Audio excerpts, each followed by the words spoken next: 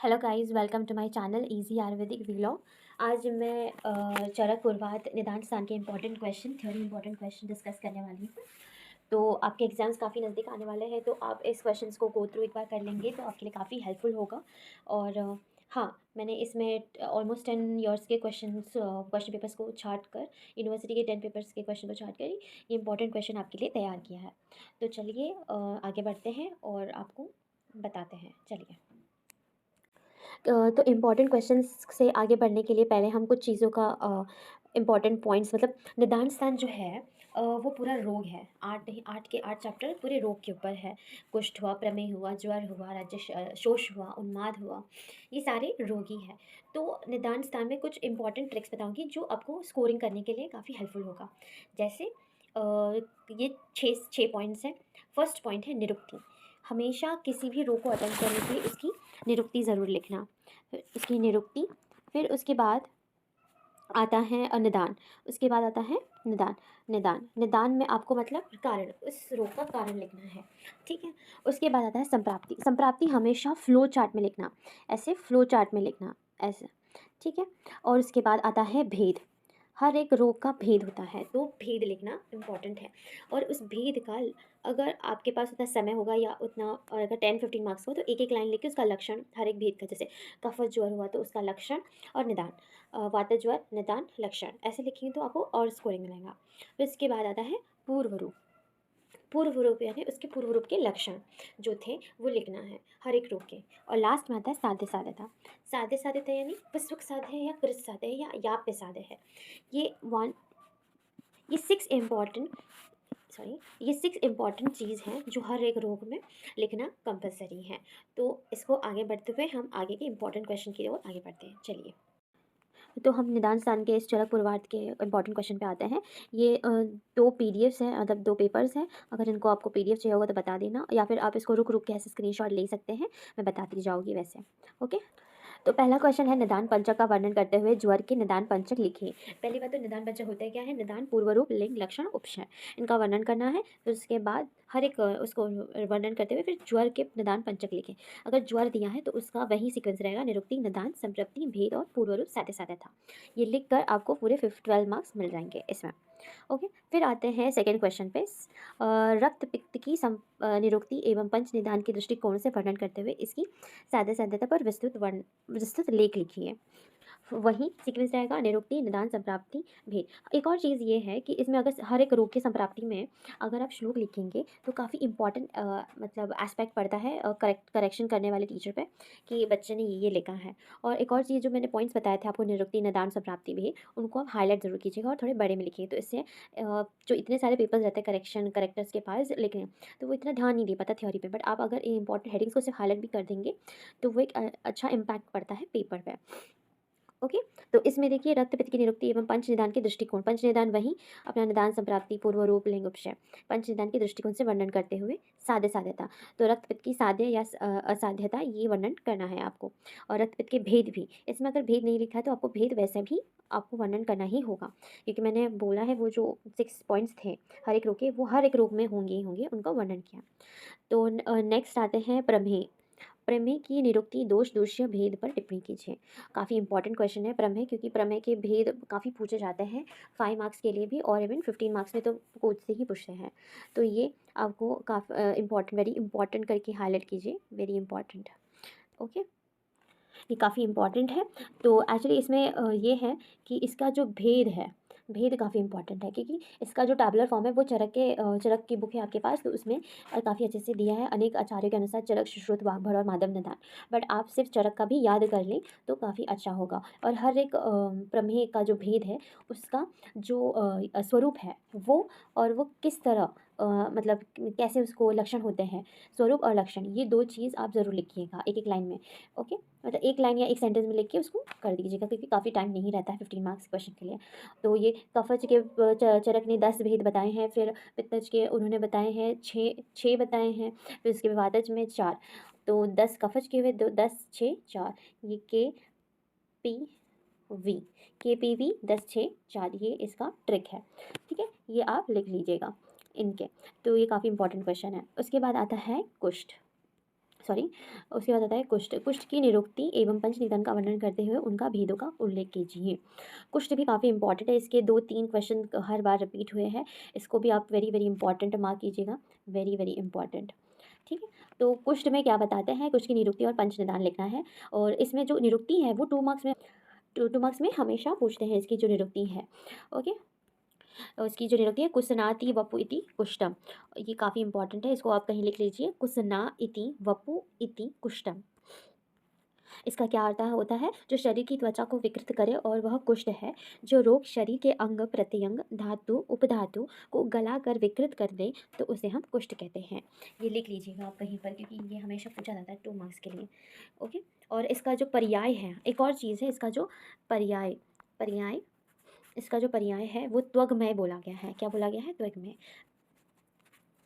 एक सेकेंड, मैं आपको ये दिखाती हूँ कहाँ है। सो इसका इसका जो पर्याय है, इसे क्या कहा है? त्वगमय, त्वगामय। ठीक है, ये इसकी पर्याय है। तो आगे बढ़ते हैं हम। तो ये हमारी 4th क्वेश्चन हो गया। अब हम आते हैं 5th क्वेश्चन पे, कुष्ठ और विसर्ग में भेद। चरक में जो एक फर्स्ट पेज पे जो कुष्ठ के फर्स्ट पेज पे जो टेबल दिया है, कुष्ठ और विसर्ग में जो भेद दिया है उसको आप ज़रूर लिखिएगा, उससे काफ़ी अच्छा इम्पैक्ट पड़ेगा। इसमें क्या होता है, कुष्ठ अविपर्णशील मतलब वो फैलता नहीं है, और विसर्पणशील, विसर्प देखिए नाम में ही उसका विसर्पणशील है, यानी विसर्प का मतलब होता है फैलना।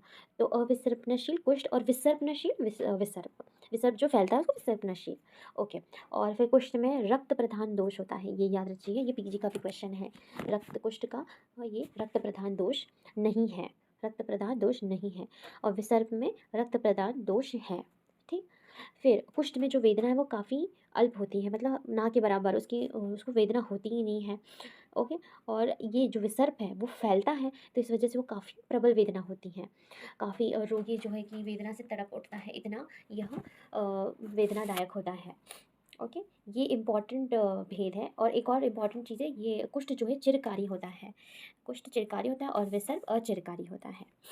ठीक है, नेक्स्ट इसके सादा सादा लिख के फिर उसका उपद्रव लिख के ये आंसर को, मतलब इस क्वेश्चन को फिनिश कीजिएगा। फिर नेक्स्ट आते हैं 6th नंबर क्वेश्चन पे, कुष्ठ और राजश्रमा से आप क्या समझते हैं, इनके भेद बताते हुए दोषों के साथ संबंध स्थापित कीजिए। इसमें सेम कुष्ठ का आपको लिखना है एज इट इज़ जो पॉइंट है, और राजश्रमा इन दोनों में हमेशा पूछा जाता है। देखिए मैंने देखिए 3 क्वेश्चन बताए हैं, एक 4th और एक 5th, मतलब कुष्ठ पे काफ़ी क्वेश्चन आ चुके हैं। तो कुष्ठ is very important, so please highlight it. तो राजश्रमा को भी आप देख लीजिएगा एक बार। फिर इसके बाद आता है 7th number question. 7th number question जो कि एक श्लोक दिया है, इस श्लोक को हमें क्या लिखा है, साहस संधारणम शयो विषमाशन मिति विस्तार पूर्वक व्याख्या कीजिए। मतलब आपको एक श्लोक दिया जाएगा, और निदान समय क्या, हर एक चैप्टर में रोगी हैं, तो हर एक चैप्टर का एक श्लोक दिया जाएगा, फिर उसको विस्तार पूर्वक से उस रोग को पूरा पूरा मतलब समझाना पड़ेगा। और जैसे कि जो इंपॉर्टेंट पॉइंट्स दिए थे मैंने, ट्रिक्स, निदान, निरुक्ति, निदान, संप्राप्ति, भेद और साध्य साध्यता, ये इंपॉर्टेंट चीज़ हर एक रोग के आपको लिखना ही लिखना है। तो ये आप बताइए किस चैप्टर का होगा, साहस संधारण शयो विषमाशन मिति। तो ये चैप्टर नंबर 6 शोष निदान के हैं। ये जो है साहस संधारण शयो विषमाशन मिति, ये चैप्टर नंबर 6 से श्लोक नंबर 3, मतलब फर्स्ट चैप्टर का श्लोक नंबर 6 चैप्टर का श्लोक 3 पे फर्स्ट पेज पे ही आपको मिलेगा।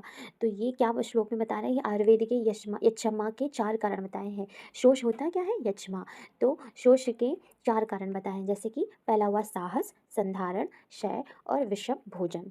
ठीक, इसका आपको संप्राप्ति, लक्षण, इनकी व्याख्या करके आपको अच्छे से इस क्वेश्चन को अटेम्प्ट करना है। ओके, तो नेक्स्ट क्वेश्चन आता है, ये एक और श्लोक है, हिताशी। तो नेक्स्ट आते हैं 8 नंबर, ये भी श्लोक को ही वर्णन किया, लिखा है, हिताशी स्या निमताशी स्या काल भोजी जितेंद्रिय पच्य मनोरोगाणम बहुनम कष्टानम बुद्धिमानम विषमाशनात्। और लिखा है, उपरोक्त श्लोक का विस्तार पूर्वक विवेचन कीजिए। ये श्लोक आपको सेम चैप्टर नंबर 6 श्लोक नंबर 11 पे आपको मिलेगा, विषमाशन भोजन जन्य शोष के कारण के नीचे, ये 11 नंबर श्लोक है। इसमें आपको वही शोष का वर्णन करना है। ये एग्जैक्टली इसमें बताया गया है, विषम भोजन के उत्पन्न होने वाले कष्टकारी बहुत से रोग को देखते हुए बुद्धिमान पुरुष को चाहिए कि वो कैसे अपने मतलब कैसे भोजन करें, कि जितेंद्र रहकर अपने जो जितेंद्रियां हैं उनके हितकारी द्रव्यों का भोजन करें, फिर नापातुला भोजन माने मित मित यानी नापातुला भोजन करना चाहिए और समय पर भोजन करना चाहिए। ये विषम भोजन से उत्पन्न होने वाली कष्टकारी बहुत से रोग को देखते हुए बुद्धिमान पुरुष को चाहिए। मतलब विषम भोजन से जो हमें प्रॉब्लम होती है उसको ठीक से हमें कैसे करना है, उसका ये कारण बताया है कि हमें कैसे करना है। जितेंद्रिय रहकर जब हितकारी द्रव्यों का सेवन करना चाहिए, नापतोला खाना चाहिए और समय पर भोजन करना चाहिए। इस श्लोक का यह अर्थ है। बट यह श्लोक शोष निदान चैप्टर नंबर 6 का है, तो हम आपको इसमें शोष की निरुक्ति वगैरह सब, बट फर्स्ट हम मतलब इस भेद में, जैसे विषमाशन भोजन जन्य में, इस भेद को इलाबरेट करके एक लाइन से लिखेंगे। तो नेक्स्ट पेज पे आते हैं। तो क्वेश्चन नंबर 9, ये भी श्लोक का ही अर्थ पूर्ण करके श्लोक स्पष्ट करना है। इसमें लिखा है मनोबुद्धि संज्ञा ज्ञानम स्मृति डैश डैश डैश किस व्याधि से संबंधित है तथा श्लोक का अर्थ स्पष्ट कीजिए। इसमें कुछ भी मतलब इसमें ये है कि आपको इंपॉर्टेंट जो श्लोक है हर एक चैप्टर के आपको एक बार देख कर जाना पड़ेगा, और वो कोई भी श्लोक ऐसे उठाकर पूछ के आपको बोलेगा कि किस व्याधि का संबंधित है, और उसके निदान पंचक लिखिए, उसका अर्थ स्पष्ट कीजिए, उसकी संप्राप्ति लिखिए, साधे साधता कीजिए। तो आपको हर एक चैप्टर का ये इंपॉर्टेंट श्लोक जो टीचर्स बताते हैं, या फिर यहाँ पर एक लाइक आपको चाहिए होगा तो मैं इंपॉर्टेंट श्लोक का एक अलग से वीडियो बना के रख दूँगी, आप प्लीज़ नीचे कमेंट कीजिएगा उसके लिए। ठीक है, तो ये जो श्लोक है मनोबुद्धि संज्ञा ज्ञान स्मृति, ये उन्माद का स्वरूप बताया है उन्होंने कि उन्मादम पुनो मनोबुद्धि संज्ञा ज्ञानम स्मृति भक्तिशील चेष्टा चार विभ्रम विधातम। ये आचार विषमता की विषमता को उन्माद जानना चाहिए, यानी ये उन्माद का स्वरूप है, इन्होंने स्वरूप का वर्णन किया है। तो ये जो श्लोक है, ये दिस वन जो मनोबुद्धि संज्ञा, ये चैप्टर 7 का श्लोक नंबर 5 है। तो आप प्लीज़ एक बार इसको देख लीजिएगा अपनी चरक बुक में, इसको इंपॉर्टेंट करके मार्क कर लीजिएगा। और इसको उसी तरह जो जो पॉइंट्स मैंने बताए थे रोगों को, निदान के रोग में कैसे लिखना है, निदान निरुक्ति निदान संप्राप्ति अपूर्व रूप साध्य साध्यता, ये लिख के इस श्लोक को पूर्ण करो। ठीक, फिर नेक्स्ट आता है हिंसा रति, ये भी श्लोक है, ये भी श्लोक है। तो ये बताता है हिंसा रति अभ्यजरणम चेति, श्लोक की व्याख्या करते ये किस व्याधि से संबंधित है। तो क्वेश्चन नंबर 10, ये चैप्टर नंबर 7 से है, उन्माद से है। तो ये उन्माद से है, श्लोक नंबर 15 से है। ठीक, इसको आप एक बार जाके इंपॉर्टेंट मार्क करके वही उसी तरह लिखना है।